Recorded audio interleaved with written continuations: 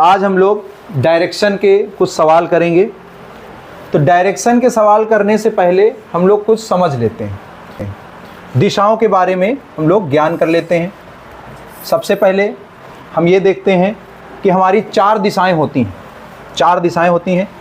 जो हमारा मानचित्र होता है या हमारी किताब होती है या कॉपी होती है, उसमें सबसे ऊपर हमारा होता है उत्तर।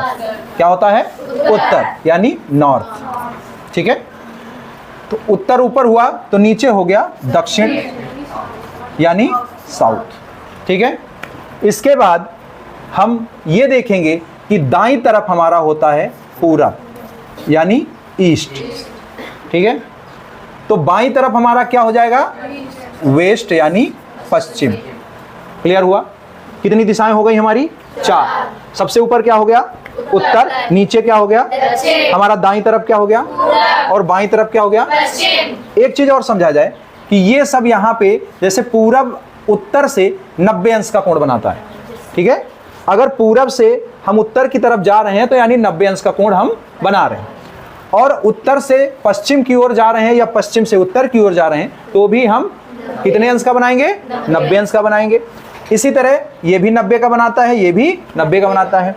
पूरब पश्चिम से 180 अंश का बनाता है, इसी तरह पश्चिम पूरब से 180 का बनाता है, उत्तर दक्षिण से 180 का बनाता है। समझ में आ रहा है? ठीक है, अब हम क्या करेंगे? अब अभी तक हमारी 4 दिशाएं, अब हमारी 4 दिशाएं और हो जाएंगी। 4 दिशाएं और हो जाएंगी। ये होती हैं हमारी ये। ठीक है, समझा जाए? ये हमारी जो दिशा है ये किसके किसके बीच में आ रही है? उत्तर और पश्चिम यानी नॉर्थ और वेस्ट। ये तो ये हमारी हो गई उत्तर पश्चिम यानी नॉर्थ वेस्ट। क्लियर होगा?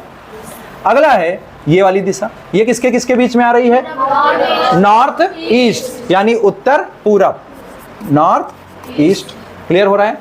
अगला है ये दिशा हमारी आ रही है साउथ वेस्ट, साउथ वेस्ट यानी दक्षिण पश्चिम, दक्षिण। ये हमारी दिशा जो है वो ईस्ट साउथ या साउथ ईस्ट पे है यानी दक्षिण पूरब। समझ में आया?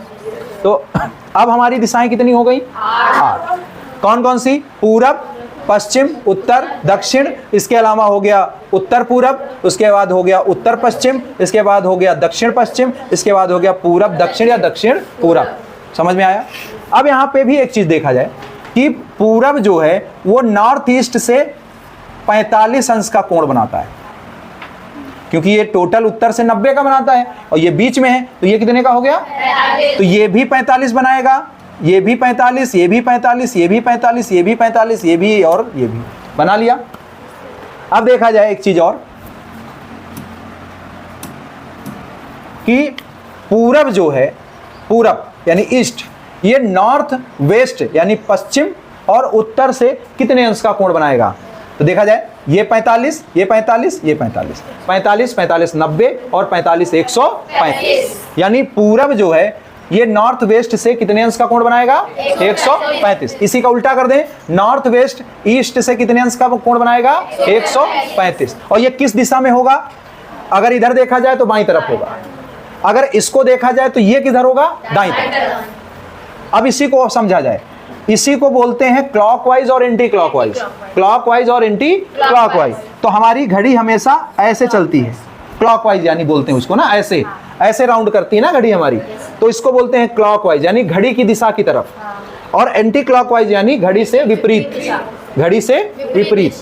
अगर हम इधर जाएंगे तो ये एंटी क्लॉकवाइज हो जाएगा और इधर जाएंगे तो क्लॉकवाइज हो जाएगा। समझ में आ रहा है? यानी इधर अगर यहाँ ईस्ट से इधर जाएंगे तो हम जाएंगे वामावर्त यानी बाईं तरफ, अगर इधर जाएंगे यानी दक्षिण की तरफ तो हमारा हो जाएगा दक्षिणावर्त। क्या हो जाएगा? दक्षिणावर्त। समझ में आ रहा है? समझ में आ रहा है सबको? तो अगर हम ये कहें कि एक इंसान यहां खड़ा है पश्चिम पे, कहां पे है? पश्चिम। पश्चिम से उसको जाना है 135 अंश वामावर्त यानी बाईं तरफ, बाईं तरफ 135। तो 135 कहां पे होगा देखा जाए? बाईं तरफ यानी नीचे की तरफ। तो 45 45 45 यानी ये वाला कहां पे आएगा? अगर यही क्लॉकवाइज यानी चला जाए दक्षिणावर्त 135 तो कहां पहुंचेगा? अगर 180 अंश जाना हो तो कहां जाएगा? ईस्ट। समझ में आ रहा है? समझ में आ रहा है? ठीक है, अब इसको हम आगे सवाल में लगाते हैं।